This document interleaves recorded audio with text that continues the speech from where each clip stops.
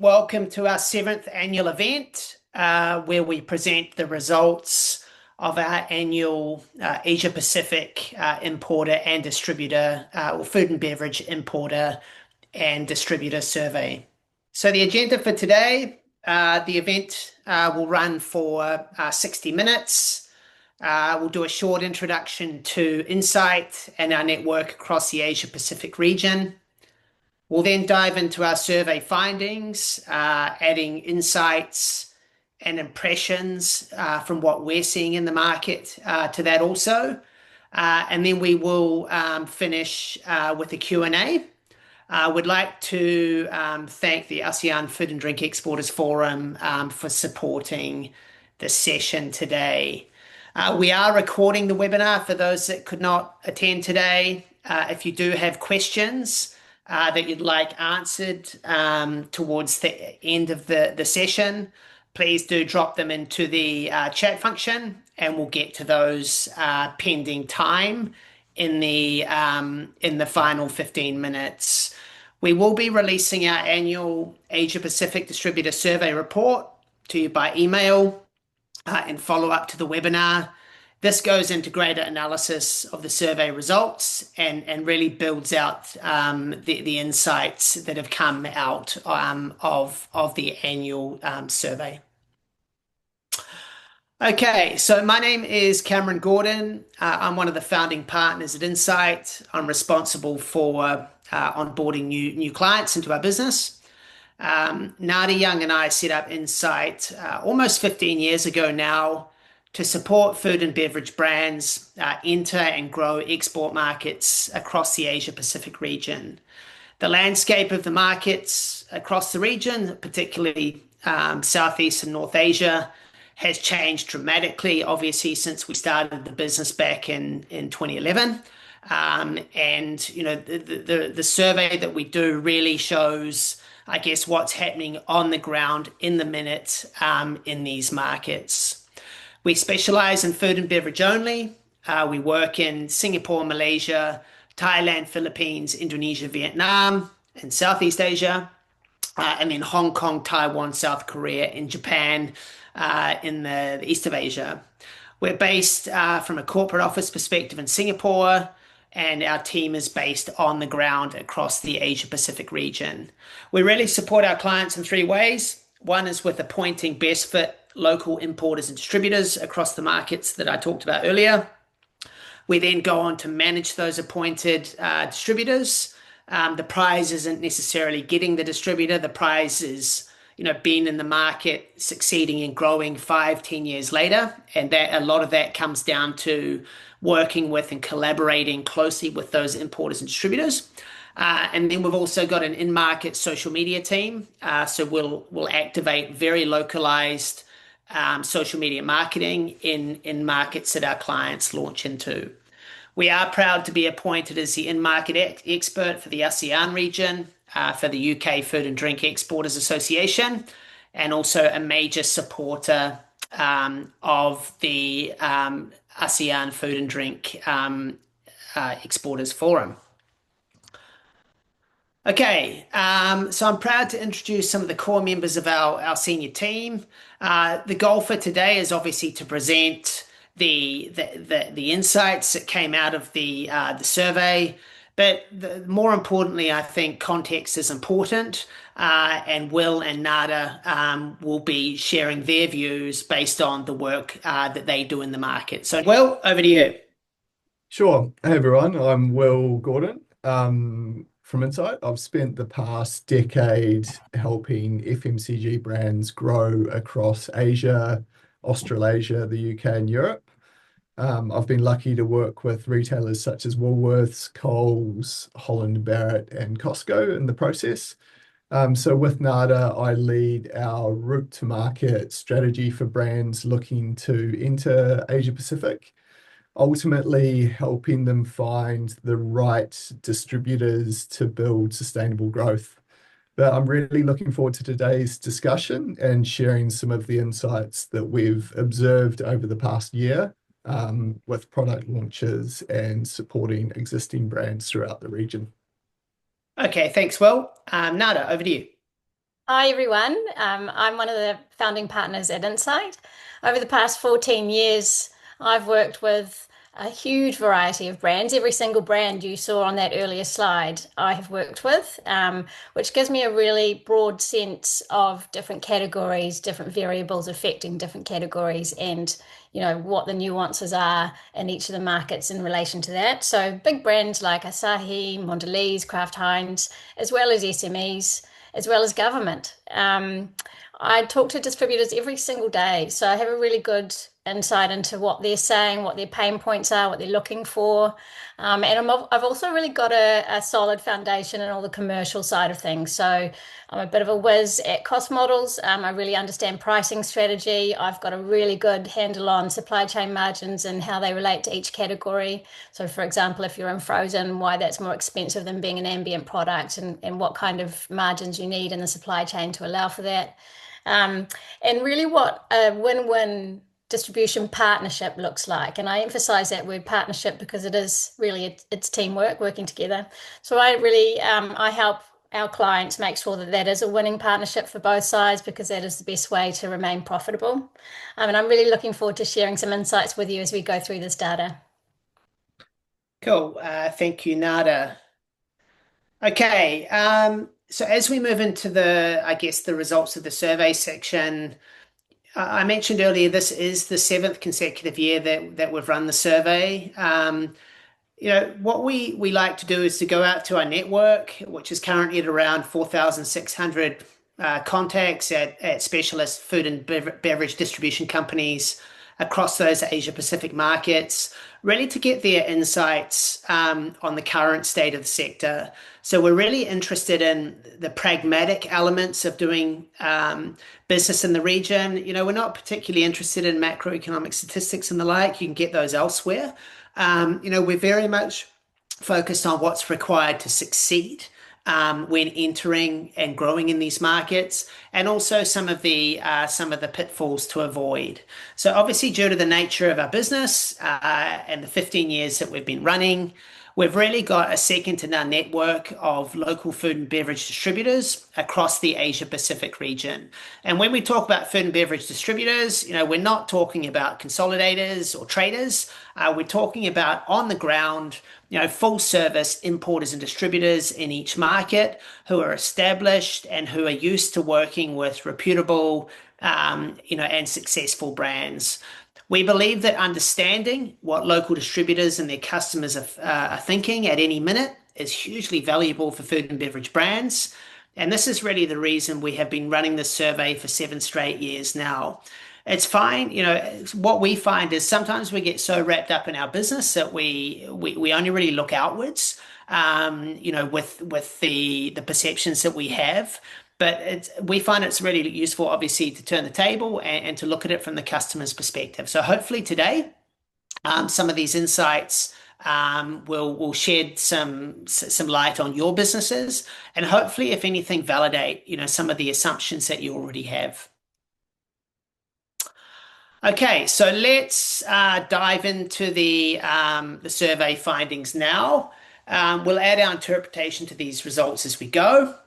A reminder again to submit any questions you have using the chat function, and we'll do our best to get to those at the end in the final 15 minutes. Okay, so the first question really focuses on whether importers and distributors are open to assessing and looking at new distribution opportunities for their market at the current moment. In 2024, we had 97% of importers and distributors surveyed, indicating that they were actively reviewing food and beverage distribution opportunities. So when we look at the result for this year, 87% indicated that they're actively reviewing opportunities. So obviously we're seeing a 10% year-on-year decline there. From my perspective, I really look at this and I interpret it in different ways. So firstly, I think distributors may simply be happy, with the current ranges that they have after adding new brands or suppliers over the past few years, and perhaps are wanting to focus on growing these existing brands in their portfolio versus taking on more at the current stage. Alternatively, distributors and retailers and food service suppliers could be rationalizing or consolidating their ranges, and this could be for a variety of positive and negative reasons. Distributors may currently be finding it more difficult to obtain retail listings or food service customers, obviously in the food service business, and hence perhaps they're not looking at taking on more suppliers. This could be, for example, because of increased competition from distributors, and we'll talk about that a little bit later, and brands, or perhaps reduced demand, for example. Finally, brands may be not presenting as many viable opportunities for distributors' markets as they have been previously. So, for example, pricing may be too high for the local market to be viable, for example. Product categories, may not be in high demand, or alternatively, in the current environment, perhaps, brands are not really coming forth with sufficient marketing support, to give the business a chance of success in the market. So those are really my interpretations of the result. Nada, can I go to you now for your feedback? Yeah, thanks, Cam. Look, I think it's really encouraging. There's been a lot of doom and gloom in the media, which there always is, but 87% of distributors are still looking at new opportunities, which I think is really encouraging. They're the main gatekeepers into this region. So what they think is super important. And if they're looking at taking on new products, it's really about understanding why has it dropped from last year? Why are we down 10%? My impression is that this is because they're being much more selective about who they choose. Okay, thanks, Nada. Okay, so when you look at the statistics, and I said I'd stay away from macroeconomic statistics, but I'll dive into them briefly. The stats, globally are quite impressive. So, if you look at current growth in the Asia Pacific region, you're looking at around 3.9% per annum. If you're looking at general global GDP growth, you're looking at around 3.2, and there are certainly some strong performers. And currently it's very much in the more developing markets. So the Philippines at 5.8%, Indonesia at 4.7%, Vietnam at 4%, and Malaysia at 3.8%. So there are, while coming back to what Nada said, while there has been doom and gloom out of the market, those are pretty, impressive, growth stats in the current environment. So, whereas, more mature markets, let's say New Zealand, let's say Australia, perhaps Singapore, Hong Kong, are a bit more challenging from a growth perspective. Some of these more developing markets are showing good growth. Okay, the next question really focused on frequency of pitch, the frequency of pitch that distributors are getting in the market, and it is aggressive. So this year's survey told us that 13% of distributors are pitched distribution opportunities daily. So competition for their attention is fierce. If we take a 3-year view on it, this is looking back at the results for the last 3 years. What we're seeing is that more exporters are looking to Asia Pacific markets for growth. And if you look at the percentage of distributors that are pitched daily since 2023, that was sitting at 3%. At 2024, that's sitting at 5%. And 2025 has taken a massive jump to 13%. So we are seeing, significantly increased activity, in terms of pitches to distributors, even on a daily basis. So distributors are getting more approaches from brands and suppliers on not only a daily, but also a weekly basis, and in 2023 or 2024. To me, what do these results tell us? I think, brands are certainly increasing their efforts to open new Asia Pacific export markets. This could be because perhaps their core domestic and their existing export markets, are lagging or perhaps a little bit down, for example. Alternatively, brands may be feeling optimistic, about the future, and they're currently willing to invest in opening new export markets, right in the current environment. Brands, certainly may see the Asia Pacific region, as an attractive reason for investment. And I think the statistics that we presented earlier would certainly support that. And then what we've heard about obviously more recently is obviously geopolitical reasons. Global brands perhaps maybe moving away from export markets they view as less stable. Let's not name them, but perhaps, there are markets out there that are less stable currently. And perhaps they're refocusing on markets that they feel are more stable. So, Will, I'll go to you now for your comments. Yeah, sure, Cam. So what I've observed over the past 12 months is that APAC markets are definitely increasingly landing on the radar of brands looking to expand export portfolios. Often this is once brands have found their feet in their home market, built some momentum, and now have a bit of confidence to look abroad. But I think the statistics you highlighted really shows the challenge that brands are up against in approaching those distributors. There's a lot of noise. So I think there's a bit of a job to cut through that noise. And we find there's a few things that we focus on to help brands out in that distributor search. I think it's important not to expect the distributors to do all of the work.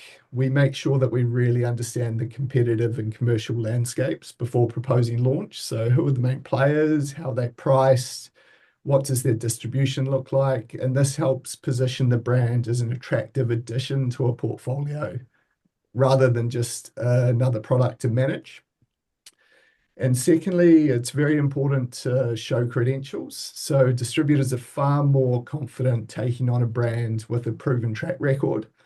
Things such as domestic sales data, category dominance, awards, or testimonials can all help bring that opportunity to life to build trust. And lastly, I think it's really important that brands show intent. So distributors are going to want to know that they will be supported and not left to fend for themselves.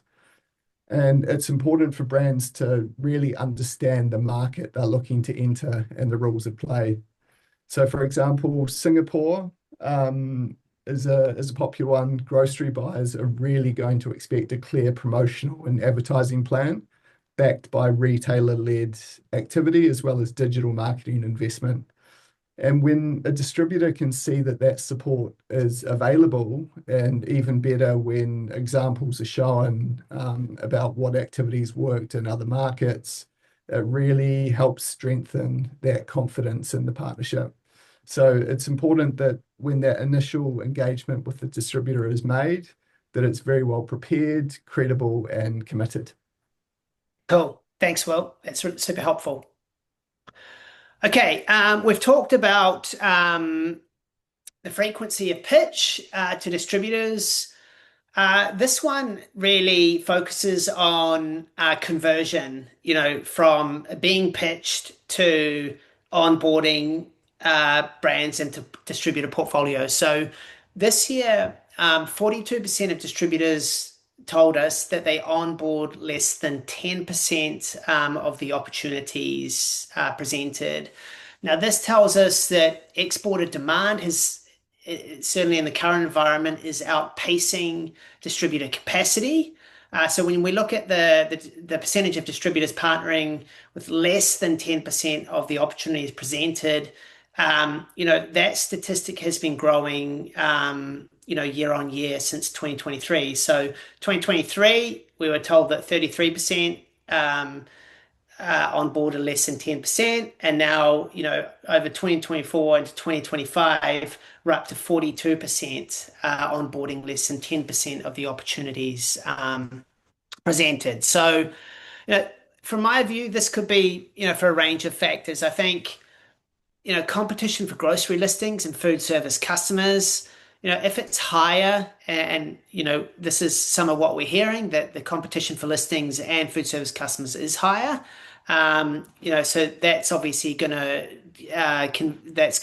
make distributors be more selective about what they're taking on. Distributors' current ranges, on the positive side, they may be performing sufficiently, and they just want to focus on growing those. You know, distributors may they may currently be, more risk averse and hence are cherry picking the very best distribution opportunities. So they're still taking on opportunities, but perhaps they're just discarding more of those opportunities that aren't an ideal fit for them. And finally, what and I take this view is that the Asia Pacific region may be seen as a growth region internationally, and brands may be prioritizing developing this region over other markets. But when you look at the real world aspect of that, you know although there are an increased number of opportunities being presented to distributors, there are only so many capable distributors that can really do a good job. So, you know, there's maths on both sides that need to be taken into consideration. But at the end of the day, what we're certainly seeing is more selectivity when it comes to distributors assessing and taking on new brands. Nada, do you want to comment on that? Yeah, sure. I mean, I think some might look at this stat and think, oh, the distributors aren't taking on more brands because of economic woes. But while it's true that some markets are seeing a softening of consumer spending, um, we still know that a huge amount of distributors are taking on new business or looking at new business. 87% of respondents in our survey said they wanted to look at new brands or are actively looking at new brands. So we need to measure this result against that and realize that a distributor will always want to look at something that's going to help them become more profitable. But what we're seeing is an increased focus in the region. There's a lot more attention in this region, and rightly so. It's one of the few areas of the world that's actually growing at the moment. Um, and you've got a finite number of distributors, a finite number of stores and food service accounts, and this means that the demand is exceeding the capacity of the distributors. But at the same time, if a distributor was to come across an amazing opportunity where they thought that the volume would be substantial, they would expand their capacity. So as Will said, it's really about you coming, the exporter coming forward with a really good proposition and illustrating how they've got a winning opportunity. And that is what the distributor will say yes to. I think that, my impression is that when we talk to distributors, we've done all that hard work, so we can paint that picture really well for them, and that helps them. Most of the time, it comes down, if they do say no, it'll come down to a couple of key reasons. One will be it's just not the right alignment for their portfolio, so they might have decided to move off in a different direction. So we'll often look at the brands that a distributor's carrying to see if well, we know a lot of them already, but if their portfolio matches what we're looking for with our clients' range and their brand position, then it's obviously a really good sign that they are going to be a good fit. But sometimes they've decided to move away from a certain category. And we see that with categories that could be more risky and maybe a little bit more expensive to play in, or maybe they've seen a trend that they want to build on or some capabilities that they want to strengthen. So category alignment. And often with more attention coming on the market, those major distributors, the ones that we work with, are really quite high profile. So they would get, they're going to come up in ChatGPT and Google ranking all the time. So they're going to get approached very frequently, and they just simply won't be able to look at every opportunity that comes across them unless it's really quick for them to understand why this will help them make money. Yeah. So my impression is that there is there's opportunity, but you've got to make sure that your business is attractive, so the distributor will easily identify why they should partner with you. Okay, that's really helpful. Thanks, Nada.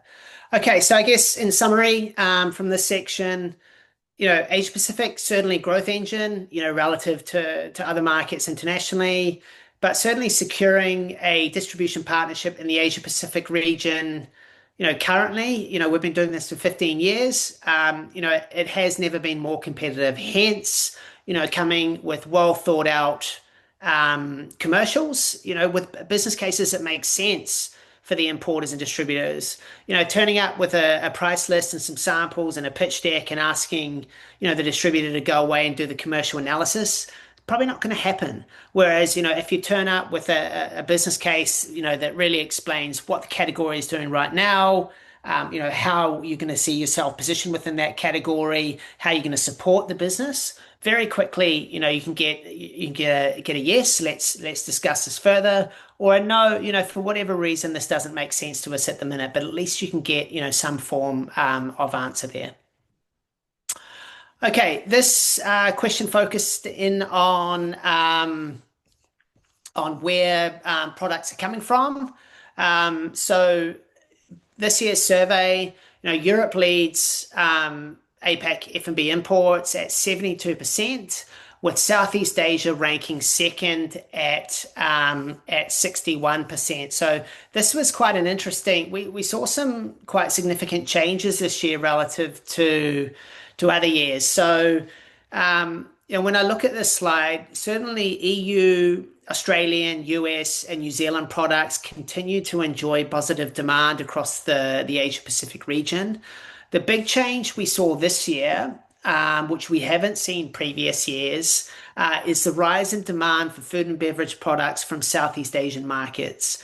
So from my perspective, I think that the major drivers here are obviously pricing. So products manufactured in Southeast Asia, they tend to be more competitively priced than those manufactured in Western markets. I think, from a pragmatic perspective, logistics and tariffs, it's much faster and more cost effective to ship goods from neighboring ASEAN and Asian markets. And on top of that, the inter-ASEAN and Asian FTAs that are in place do certainly provide further cost savings. Local preferences, products and brands from neighboring ASEAN countries, I think, can arguably resonate with consumers better in ASEAN and Asian markets, more than products from Western countries, for example. I think the big one is, increased sophistication. Certainly over the past 5 years, the brands and the products, coming out of ASEAN markets are getting better and better all the time and certainly more sophisticated. And then finally, coming back to geopolitical again, retailers and distributors, what do they want? They want stability, stability of supply, stability of getting product on time.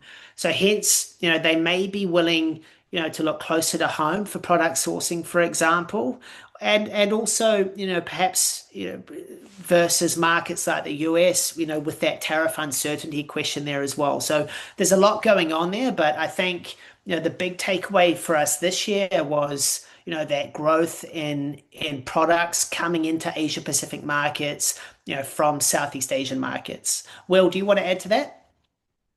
Yeah, sure. I agree with your points, and the data certainly this round has been quite interesting. I think logistics is still a really important consideration. So while we've seen the situation with the Panama Canal improve, I'm still hearing from distributors that longer sailing times from the UK and Europe can make inventory management more complex. So procuring closer to market often helps them stay more responsive, reducing working capital, as long lead times can tie up cash and make it harder to maintain stock freshness. This is particularly relevant to short shelf life categories like chilled products or functional beverages. But that said, I think whether you're a brand from the UK, New Zealand, or Australia, there's still significant opportunities to lean in on provenance. So each of these regions has a strong reputation for quality, safety, and natural ingredients. And this story continues to resonate really well with consumers across Asia, particularly as health and transparency become key drivers for consumers. You just need to look at a market like Taiwan that's experienced food safety concerns in the past, and consumers are very willing to pay more for a trusted sourcing option. Certain industries like meat and dairy, also benefit from the fact that localized production simply isn't feasible in many cases. And from a trade perspective, there's also a lot working in favor of exporters. So the UK has a raft of agreements that's opened up market access to many countries. And likewise, both New Zealand and Australia enjoy extensive FTAs with a large network of countries. So these deals continue to simplify paperwork, reduce duties, and make it much easier to compete regionally. So I think that, in my view, combined with some very competitive sea freights that we've seen recently, the FTAs, etc., the overall cost of landing product with a distributor is often quite manageable. But again, similar to my previous commentary, it's really important to do that homework. because brands need a very clear view of the full value chain. So landed costs, retailer margins, and final price positioning to understand exactly how the imported products will sit alongside these locally made competitors, which are gaining in popularity.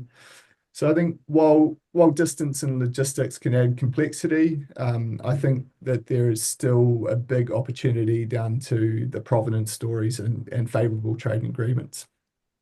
Cool. Well explained. Thanks, Will. Okay. This section of the survey focused on what distributors prioritize when looking at new brands. So this year, for the first, I don't know if this has ever happened, but we're really pleasantly surprised this year that in the first time, pricing wasn't deemed the most important factor for distributors.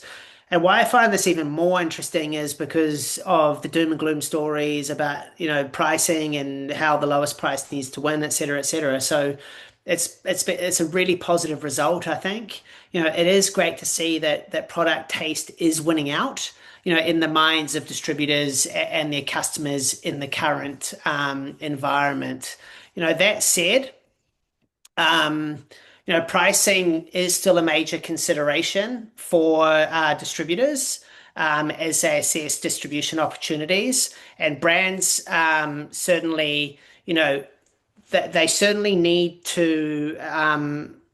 Sorry, let me start that again. Pricing is still a major consideration for distributors as they assess new distribution opportunities. So brands certainly, they need to be competitively priced on shelf within their category to succeed over time. It's not about being the cheapest in the market. Look, brands, most of the brands on this call, perhaps Western brands, for example, we're never going to be the cheapest in the market. It's just unrealistic. But what's important is to be, category competitive, competitive against relevant competitors in your category. And I think coming back to what both Nada and Will have said there, if you have that understanding of what the margin value chain looks like, if you know what everybody needs along the chain, if you know where you want to land on shelf, by doing the math, you can very quickly make adjustments required so that when you are talking to distributors, you can be very clear on where you see your product, landing on the shelf, what's in it for the distributor, and how you're going to support them. With long lead times on manufacture and shipment from some regions, it's obviously critical that products have viable shelf life, especially with many retailers having minimum shelf life policies in place. So shelf life is one that is consistently top three in these list of variables that distributors take into consideration. And the other one, which is always there as well, is marketing support. So marketing support remains critical for driving the sale, especially with retailers enforcing minimum run rate expectations. Like I said earlier, the prize is not getting a distributor. The prize is really, being alive and succeeding 5 years later. And to do that, you certainly need to support your partners. If products don't sell through, retailers have no issue delisting brands, even though listing fees have been paid. So long-term growth and certainly survival as well, if you're taking a minimum perspective on it, certainly depends on driving the sale. Nada, do you have anything to add to that? Yeah, look, I think, it's a universal truth. People want to buy things that taste nice. When you're looking at food and beverage, it's all about your sensory experience. So product quality and taste is absolutely the most important thing, and I would argue it always has been. However, what we've seen, I think, is that these markets are maturing and they're becoming more discerning. So whilst price used to be the number one consideration and was for many years, now it's measured against the quality. So consumers are reaching a little higher to pay for things that taste amazing. That doesn't mean you can go and price your product way out of the category. Don't do that. It just means that you really do need to focus on product first. Product first is the key. The other thing I thought was interesting about this data was that shelf life is really important.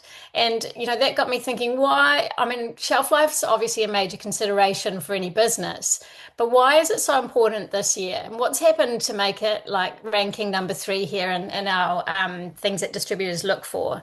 My impression is that there's a lot of risk with short shelf life product, and that risk is really costly. And I'll just explain what that means. So, if you're working with, if you've got a product that has a shorter shelf life, let's say it's 6 months or less, it's an ambient product with 6 months or less shelf life, then the distributor has to be able to import that product into their market. Let's say that takes, 3 to 4 weeks, and then they've got to be able to sell that into their customers, if you're looking at retail, before you lose half the shelf life in some markets, or within a minimum threshold that you've agreed. But mostly it's about half the shelf life. Some retailers won't even take product that's got less than 6 months for ambient. So if, let's say, you're in yogurt, and you've got a 30-day shelf life, you're air freighting your product up there.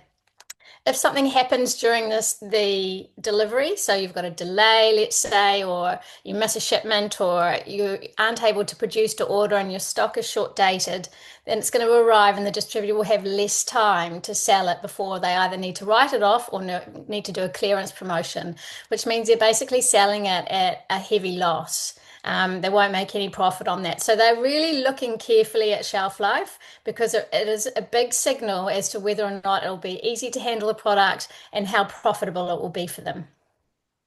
Cool. Thank you, Nada. Okay, so in terms of takeaways here, when you look at the Asia Pacific region, brands are certainly, competing on a global scale in Asia Pacific markets, to gain market share, over the countries that are really succeeding at the minute. That's obviously been the EU and Southeast Asia. Competitors certainly require a strong offering with realistic pricing and solid marketing support. Okay.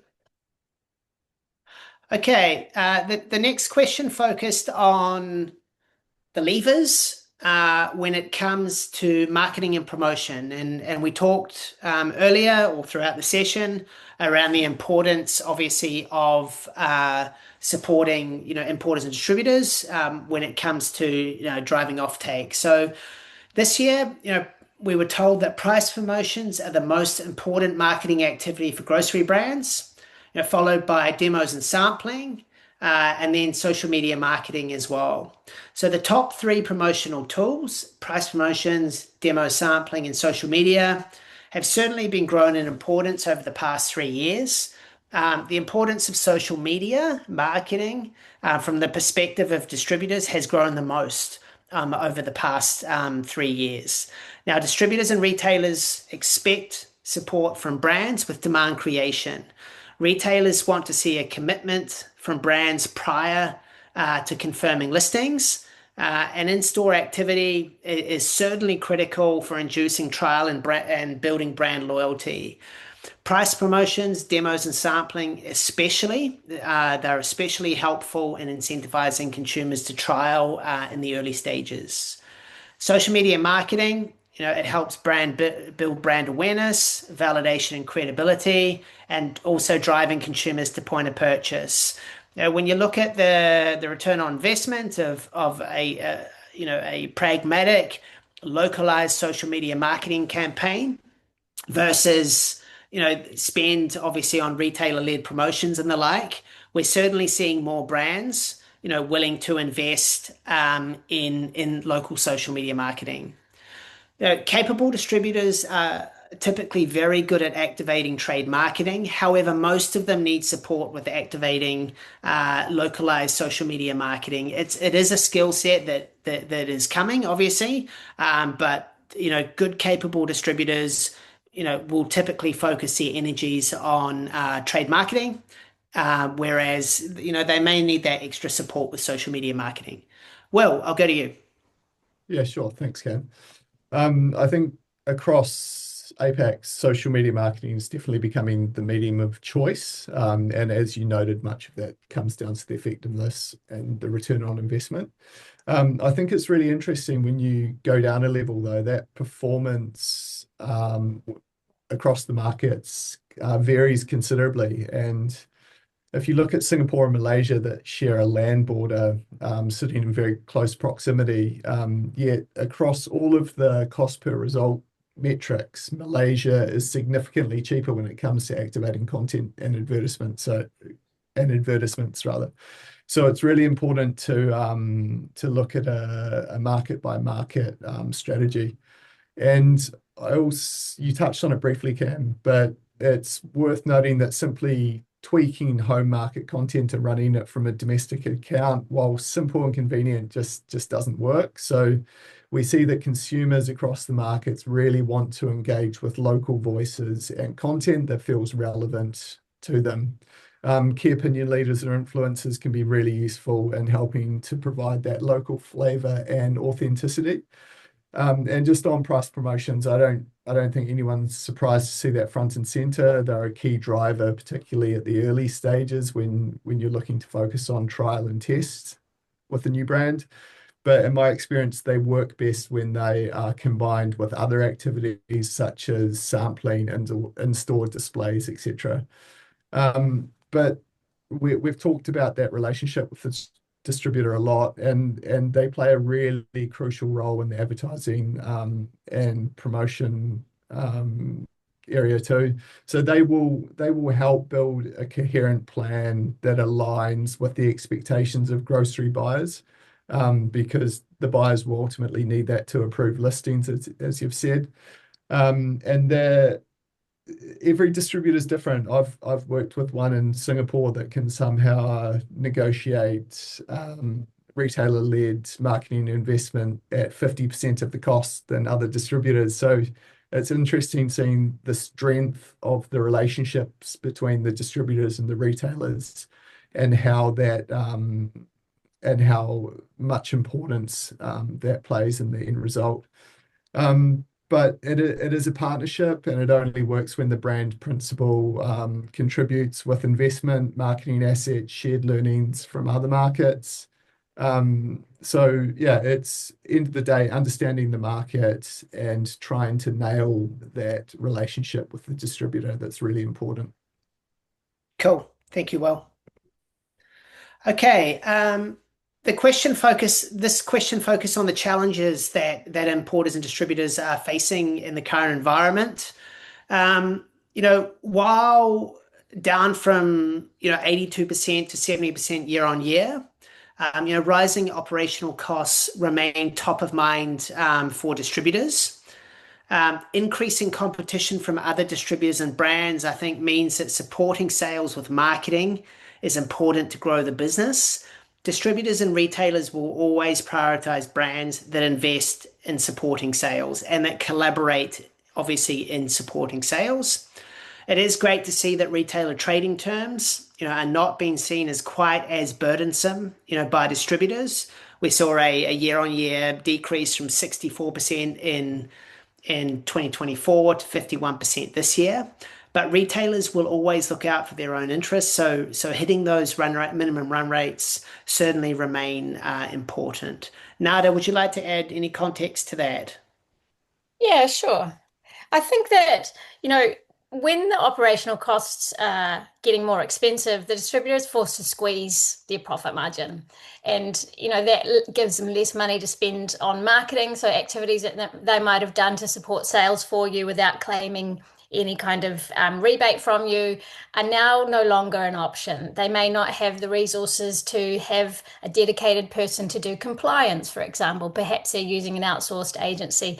There's just lots of different areas where they're having to squeeze. And I know this is happening to brand principals as well. So, the squeeze is happening everywhere. I think the only place it's not probably happening is at the end business. So if you're going into food service, for example, the restaurants are still making plenty of margin. Same with the QSRs like McDonald's and the like. And if you're in retail, then their margins are always staying really as they are. So it's happening downstream to the distributors and upstream to the distributors and to the exporters.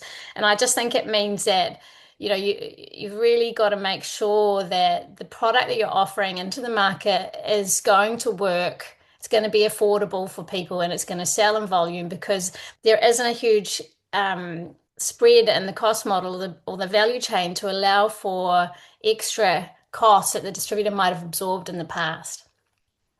Okay, thank you, Nada. Okay, just want to dive into outlook now. distributor outlook for the grocery and the food service sectors. We're seeing a real mix this year in opinions, on the outlook for the F&B sector across the grocery and food service sectors, for the next 12 months. So when I look at these graphs, in 2024, what we see is that the results were spread much more, around the average. I think in 2025, on the other hand, we're seeing, much top to bottom, a lot more diversity, both, from a negative and a positive perspective. But on average, the distributor outlook for the grocery sector is slightly more positive in 2024, but down on 2023. So out of 5 in 2023, it was rated 3.5 out of 5. In 2024, 3.32 out of 5. In 2025, 3.39 out of 5. So yeah, so we're up on 2024, but down on 2023, but there or thereabouts. On average, the distributor outlook for the food service sector in 2025, it is slightly down year on year. So that's 3.24 versus 3.49. This could be due to pressure on price, for example. We hear about the food service outlet closures, for example, and also less people eating out. Will, have you got any context to add to that? Yeah, sure, Cam. So I think what stands out for me is that distributors entered into 2025 with a bit more of a measured outlook, I'd say. So sentiment wasn't quite as upbeat, and we're now seeing some mixed opinions across both food service and grocery. But I think it's important to note that this data was captured from distributors across a number of markets, and the variations really come through. So some markets, such as Hong Kong, are doing it quite tough right now for a huge variety of reasons, and countries like Japan also continue to face challenges related to currency fluctuations. So yeah, I think it's very, very varied. But that being said, I think there are also some shining lights. Markets such as Taiwan are performing really strongly and remain optimistic. And we've led some very exciting brand launches in Singapore and Malaysia over the past few months. So I don't necessarily see this as a downturn, but rather a shift to a more balanced and pragmatic view. It's a reminder that brands really need to stay close to their distributors, understanding their realities and supporting them, whether launching a new brand or helping to establish one that was launched 1, 2, 3 years ago.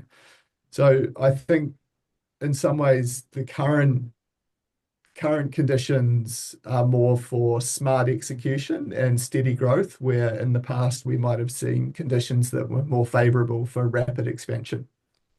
Cool. Thank you, Will. Okay, this slide focuses on categories, in-demand categories, and we're drawing comparisons here between 2025 and 2024. So we've seen big shifts this year. So savory snacks, the most in-demand category according to our survey, closely followed by health food and confectionery. So wild swings there in terms of health versus obviously snacks and confectionery. Dairy has fallen from first to eighth in 2020, first in 2024 to eighth in 2025. Plant protein has fallen, to 16th from 8th last year. So some pretty wild swings. So we are continuing to see growth in health and wellness, in the health and wellness categories. Consumers are certainly becoming, more concerned with what they're consuming. Governments such as Singapore are regulating against sugar, which is obviously leading to greater awareness. This said, consumers they still look for comforting and affordable snacks and confectionery, which seems somewhat counterproductive, but it is what it is, and demand is driving obviously these categories. Dairy demand is down after solid growth over the last few years. Could be due to a range of reasons, including pricing, for example. Perhaps consumers are looking for cost-effective nutrition in other categories, for example, or it might just be a blip. Demand for functional foods and beverages has been growing year on year the last 3 years. We're certainly seeing, the demand for plant-based categories consolidating, like we know is happening in other more mature, plant-based markets also. But we've been working heavily in the wine sector this year, and we've certainly had some good wins.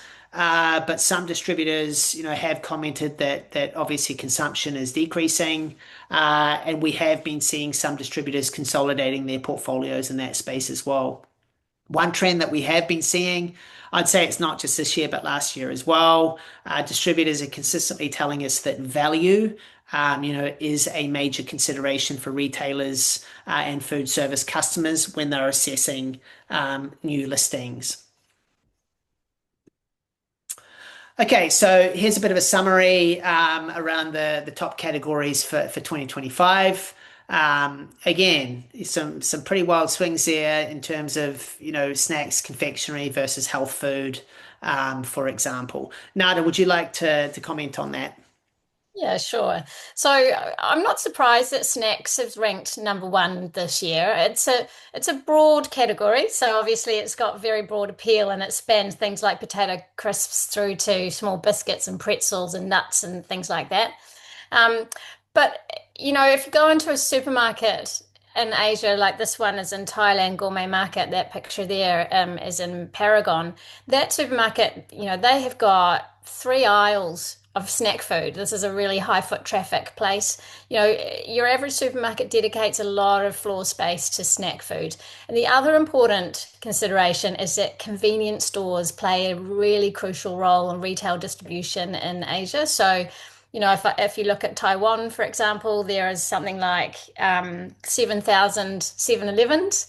And they're, at every corner of every little community block, and people use them for, getting their online orders sent. They can buy a ready-to-eat meal there. They buy convenient food, but predominantly they buy snacks. Those stores are full of snacks. So, when a distributor is looking at products, they're looking at things that are going to have demand, but also that are going to be easy to handle. Traditionally speaking, snacks tend to have a longer shelf life and they're ambient, which means they're easier to manage. Then there's no temperature control, which reduces cost and risk of wastage. I talked about that earlier.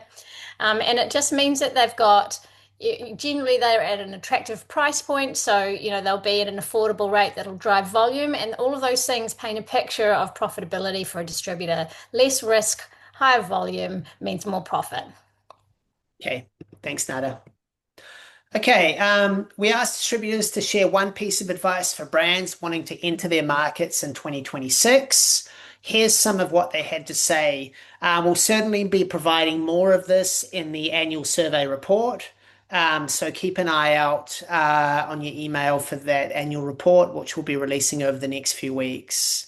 So pricing and value is always a core considerations. I won't read these kind of in exhaustion, but I think affordability is a trend that came out a lot of the survey. The comment in the middle around, the most important point for career is price, differentiation, and also fast moving and slow moving trends as well. So, I think in summary, getting your pricing model right from the start is obviously critical, and it's good to have an awareness and put the work in up front to that, and also obviously building in sufficient margin for distribution. Marketing and promotion, we've talked so much about this today already, but obviously supporting your distributor. Distributors, retailers, they will prioritize, brands that support them. So, baby steps is a comment that came out. So not trying to set the world on fire on day one, but, really trying to do it in a common sense fashion, buy the right space at the right time, allocating budget, being clear on your USPs versus other competitors in the market, and providing enough promotion and marketing support, to initiate a successful brand launch, and then obviously in follow-up to continue growing the distribution and the sales. Market understanding, we've talked a lot about as well. So, one comment that came out was, winning your home market first, succeed there. Certainly, Will touched on it earlier, being able to show the data from your home market and how you're succeeding in your home market, goes a long way in terms of convincing, distributors that there's a genuine opportunity. One point that came out up out of Singapore, align your brand with local values. Singaporean consumers, they're increasingly supporting brands that reflect authenticity, sustainability, and shared identity. So obviously that doesn't cost you anything necessarily, but it is about that storytelling aspect and, being clear on your identity. Do have a clear understanding of the category prior to going and talking to importers and distributors. You only have one chance to make a good impression. And if you turn up with an unthought out price list and strategy, you're just not going to get the reception that you're hoping for. So do the work up front, understand what's happening within the category, understand the margin value chain, understand what's expected from a marketing and promotion support perspective, so that when you're turning up, you're saying the right things and you're showing these distributors that you've really thought about it and you're committed to the market. Patience, partnership, and long-term commitment. We all want it tomorrow, obviously, but start small. Build the brand and grow volume. Prepare for the long haul. Pricing is more important, as buyers tighten their pockets. So again, put your time into understanding that margin value chain.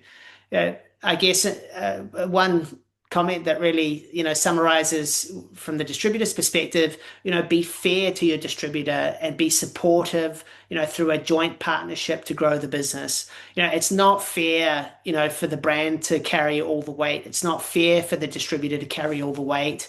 The answer, like everything, is always somewhere in the middle. Okay, so we're unfortunately not going to have a time to get to questions today. We've run out of time, but if you have any burning questions that you have, you're certainly welcome to get in touch via email. Thank you for joining us today on the webinar. If you've got any questions, comments, get in touch with us by email at getinsight@exportinsight.com. As I mentioned earlier, we'll be releasing our annual survey report shortly.